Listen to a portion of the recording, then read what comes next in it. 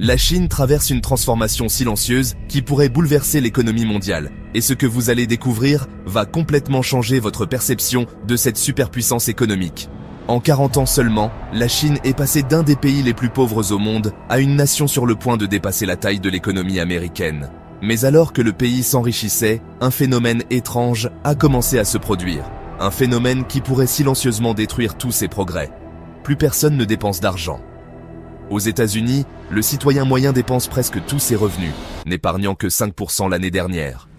En Chine, l'épargne est maintenant 8 fois plus élevée, dépassant les 40%. Cela pourrait ne pas sembler si problématique, mais les gens n'épargnent pas parce qu'ils le veulent. Ils épargnent parce qu'ils n'ont pas le choix. Après l'effondrement du géant immobilier Evergrande en 2021, le gouvernement a tenté de transformer la Chine en une économie moderne basée sur la consommation. Mais jusqu'à présent, ils ont totalement échoué. Malgré une population 3 fois plus importante, la Chine ne consomme que la moitié de ce que consomme l'Union européenne. Dans les années 1980, la Chine émergeait de décennies d'isolement, de famine et de chaos politique sous le régime de Mao. Son PIB par habitant était inférieur à 200 $. Alors quand Deng Xiaoping a ouvert les portes aux réformes de marché en 1978, il n'essayait pas de créer une économie moderne basée sur la consommation. Il essayait d'empêcher la Chine de s'effondrer. Contrairement à d'autres pays, la Chine n'avait tout simplement pas le luxe de rêver de centres commerciaux et de biens de consommation. Tout devait aller vers la transformation de l'économie en une puissance industrielle. Tandis que les Américains achetaient des télévisions, des micro-ondes et des secondes voitures, les familles chinoises économisaient chaque centime qu'elles pouvaient. Au début des années 2000, la famille chinoise moyenne épargnait plus de la moitié de ses revenus. Et voici le point crucial. Quand un ménage épargne, cet argent ne reste pas juste dans les banques. Il circule à travers les systèmes financiers sous forme de prêts pour les usines, d'investissements dans les infrastructures et d'hypothèques pour les maisons. En seulement 30 ans, la Chine a vu plus de 800 millions de personnes sortir de la pauvreté. C'est presque 15% de la population mondiale. Si vous appréciez ce contenu et que vous voulez soutenir notre travail pour continuer à décrypter les enjeux économiques mondiaux, n'hésitez pas à vous abonner et à activer la cloche de notification. En 2010, la construction représentait près de la moitié de la croissance du PIB chinois. Pendant tout ce temps, le marché immobilier était en plein essor. Avec des prix augmentant de plus de 15% chaque année, le citoyen chinois moyen n'avait pas besoin de dépenser davantage. Cela a commencé en 2021 avec l'effondrement d'Evergrande, l'un des titans de l'immobilier chinois. Pendant des années, cette entreprise avait symbolisé le boom chinois, possédant tous des tours de luxe au club de football. Mais sous la surface se cachaient plus de 300 milliards de dollars de dettes. Et quand elle a fait défaut, les retombées ont été immédiates. Des dizaines de milliers de familles se sont retrouvées avec des appartements inachevés. Les projets ont gelé en cours de construction. Le gouvernement s'est précipité pour relancer les dépenses. Ils ont baissé les taux d'intérêt, offert des réductions fiscales et poussé les banques à prêter. Mais rien n'a fonctionné. Peu importe les efforts du gouvernement, les gens ne voulaient tout simplement pas dépenser. D'ici 2040, plus de 25% de la population chinoise aura plus de 60 ans. Ce sont des centaines de millions de citoyens âgés, avec une population en âge de travailler, qui diminue pour les soutenir. Les jeunes familles épargnent pour prendre soin de parents vieillissants, tandis que les citoyens âgés s'accrochent à leur argent pour financer leur retraite et leurs soins de santé. Au lieu de cela, un nouveau mécanisme d'adaptation a émergé. S'allonger à plat. Les jeunes se retirent complètement des emplois à haute pression. Le chômage des jeunes en Chine a silencieusement dépassé 21% avant que le gouvernement arrête complètement de publier les données en 2023. Sans cette consommation, les entreprises arrêtent d'investir. Et quand les entreprises arrêtent d'investir, elles arrêtent d'embaucher. Quand l'embauche se fige, le chômage augmente. C'est ce que les économistes appellent une spirale déflationniste. Plus le cycle continue, plus il est difficile à inverser. Après des années de surconstruction, de surendettement et de renflouement, le gouvernement manque déjà de marge budgétaire. Le déficit budgétaire officiel a atteint un record en 2023. En 2024, le Parti communiste chinois a été forcé d'augmenter le plafond de la dette des gouvernements locaux de 6 billions de yuans, ou 600 milliards de dollars. La Chine n'est pas juste une autre économie. C'est la deuxième plus grande au monde et tout le monde dépend de ce que la Chine fabrique. Près de 30% de la fabrication mondiale s'y déroule. Déjà, les chaînes d'approvisionnement mondiales ont été touchées.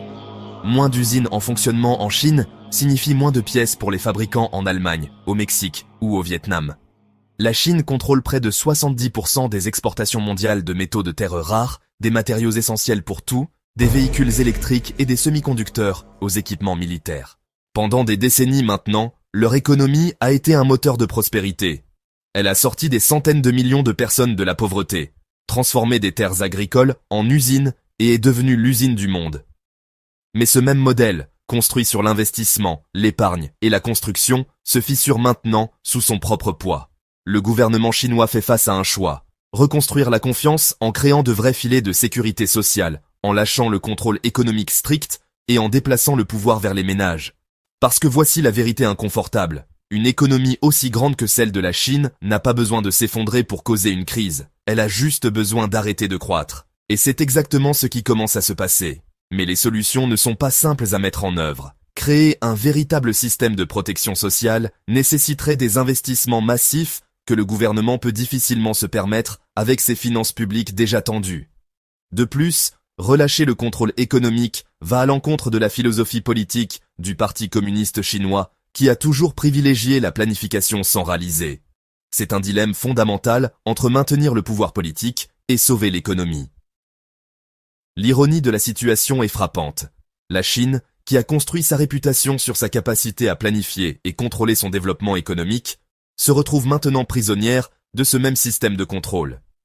Les mécanismes qui ont permis la croissance spectaculaire des dernières décennies sont devenus des obstacles à l'adaptation nécessaire. Le gouvernement central peut décréter des politiques, mais il ne peut pas forcer les citoyens à dépenser leur argent s'ils n'ont pas confiance en l'avenir. Cette crise de confiance reflète également un changement générationnel profond.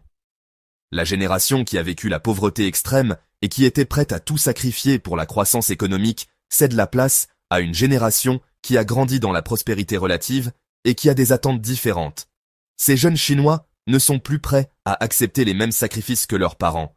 Ils veulent une qualité de vie, un équilibre travail-vie personnelle, et surtout, ils veulent avoir confiance que leurs efforts seront récompensés. L'impact de cette transformation dépasse largement les frontières chinoises. Si la Chine ne parvient pas à résoudre sa crise de consommation, cela pourrait déclencher une récession mondiale. Les pays qui dépendent des exportations vers la Chine, de l'Australie avec ses matières premières à l'Allemagne avec ses machines industrielles, ressentiraient immédiatement les effets. Les chaînes de valeur mondiales, qui se sont organisées autour de la production chinoise, devraient se réorganiser complètement. La question n'est plus de savoir si cette transformation aura des conséquences mondiales, mais plutôt comment le monde s'adaptera à cette nouvelle réalité économique chinoise.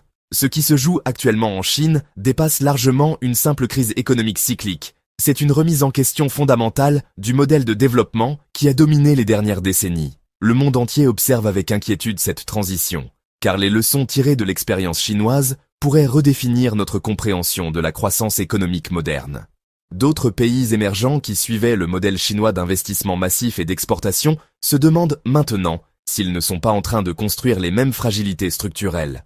Le Vietnam, l'Inde et même certains pays africains réévaluent leur stratégie de développement à la lumière des difficultés chinoises. L'enseignement principal de cette crise est peut-être que la croissance économique ne peut pas indéfiniment reposer sur l'investissement et l'épargne forcée. À un moment donné, il faut que les citoyens ordinaires puissent profiter des fruits de cette croissance. Sinon, le système s'effondre sous son propre poids.